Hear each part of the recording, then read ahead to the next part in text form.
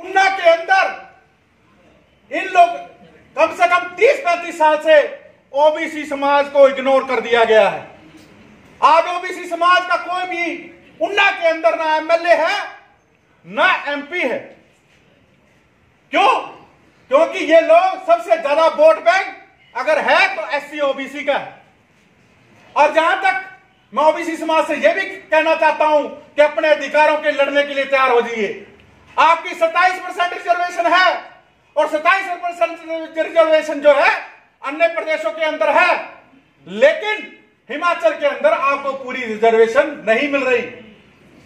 और मैं ये भी कहना चाह रहा हूं कि अगर आप लोग जागरूक हो जाए और 80 भी ओबीसी के अंदर भाईचारा कायम कर दे तो हिमाचल प्रदेश के अंदर 68 सीटें हैं, 27 सीटें ऐसी हैं जो एससी ओबीसी के बिना नहीं बन सकती। और अगर आप एक हो जाए, आपके 27 एमएलए बन सकते हैं, तो आपको किसी से रिजर्वेशन मांगने की जरूरत नहीं पड़ेगी। आप रिजर्वेशन देने वाले बन जाएंगे और आपके ही समाज से कोई मुख्यमंत्री बनेगा। किसी की हिम्मत नहीं कि आपको निकाल।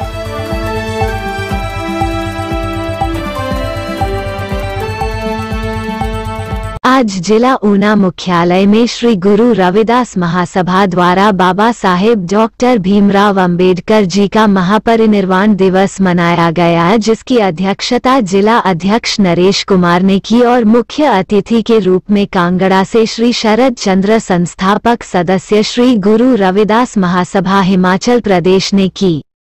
ज्ञात रहे यह बाबा साहेब डॉक्टर भीमराव अंबेडकर जी का 65वां महापरिनिर्वाण दिवस था और जिसमें बाबा साहब जी के सभी अनुयायियों ने बढ़ चढ़कर भाग लिया। सभी ने बाबा साहब डॉक्टर भीमराव अंबेडकर जी की तस्वीर के ऊपर फूल अर्पित किए और आए हुए मुख्य लोगों ने अपने विचार रखे, जिसमें श्री बख्शी राम भाटी, श्रीमती शकुंतला संधू, दुर्गा दास, सुरेंद्र छिंदी, संजय, बलराम, रिंकू प्रधान, भीम आर्मी जिला ऊना, जर्नैल, कमल, कृष्णा देवी, वीरेंद्र हीर, रामकिशन व कई वक्ताओं ने बाबा साहेब आम्बेडकर द्वारा दिए गए मार्ग पर चलने का आह्वान किया। मुख्य वक्ता के रूप में एडवोकेट नरेश जी ने पहले बाबा साहब डॉक्टर भीमराव अंबेडकर जी के जीवन के ऊपर प्रकाश डाला। उसके बाद उन्होंने समाज द्वारा छोटी जाति वालों के ऊपर किए गए अत्याचारों के बारे में लोगों को जागृत किया और कहा कि चाहे अनुसूचित जाति से कोई जज,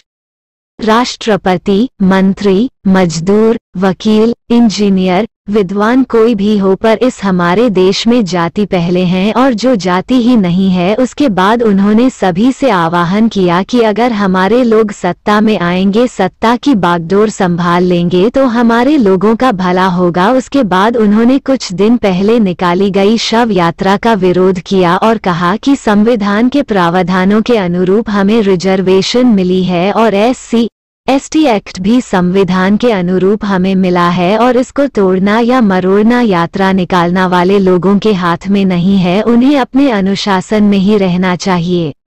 एडवोकेट नरेश कुमार जी ने बताया कि 10% रिजर्वेशन आर्थिक आधार पर ही स्वर्ण जातियों के लिए पहले ही सरकार ने दे रखी है। हमने उसका कभी विरोध नहीं किया, लेकिन हमारे अधिकारों के हनन के लिए निकाली जा रही शव यात्रा के खिलाफ डटकर मुकाबला करेंगे।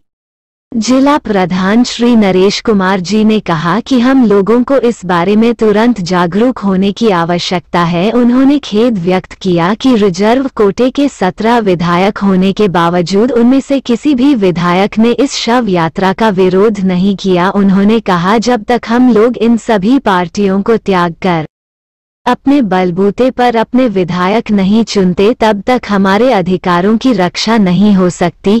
उन्होंने सभी से आह्वान किया कि वे राजनीतिक पार्टियों का दामन छोड़कर अपने बलबूते पर अपने उम्मीदवारों को विधायक चुनें, ताकि विधानसभा में हमारी अपनी सरकार हो और हमारी ओर से आवाज बुलंद की जा सके। उन्होंने आगे कहा कि ओबीसी समाज से 30-35 साल पहले इस क्षेत्र से एक MP और 2 विधायक थे, लेकिन उसके बाद आज तक किसी भी ओबीसी को MP एमएलए नहीं बनाया गया है। उन्होंने मांग की कि ओबीसी कोटे और एससी कोटे के लोग इकट्ठे हो जाएं। उन्होंने आह्वान किया कि ओबीसी समाज और एससी समाज इकट्ठे होकर इस बार इलेक्शन में हिमाचल की 68 सीटों में से 27 सीटें ऐसी हैं ओबीसी एससी एसटी के सहयोग से ही बन सकती है। एडवोकेट नरेश कुमार ने कहा, अगर इस तरह लोग जागरूक हो गए और अपने उम्मीदवार के पक्ष में वोट करेंगे तो हम लोग मुख्यमंत्री बना सकते हैं और अपनी सरकार बना सकते। परंतु अभी तक ओबीसी समाज को 27% आरक्षण नहीं दिया जा रहा। अगर अपनी सरकार होगी तो हमें किसी से मांगने की जरूरत नहीं पड़ेगी। पुराने वक्त को याद करते हुए एडवोकेट नरेश कुमार जी ने ओबीसी कोटे से बने member of parliament Shri Narayan Chand Parashar ji को याद किया व उनके द्वारा किए गए कार्यों की भूरी भूरी प्रशंसा की और साथ में उन्होंने कहा, नंगल से तलवाड़ा तक रेल लाइन पूरी हो रही है, यह उन्हीं की देन है। उन्होंने आह्वान किया कि वह समय दोहराया जा सकता है अगर एससी और ओबीसी के लोग दृढ़ संकल्प लेकर एकमत से इकट्ठे हो जाएं। इस आयोजन में विशेष रूप से हरिचंद्र संधू,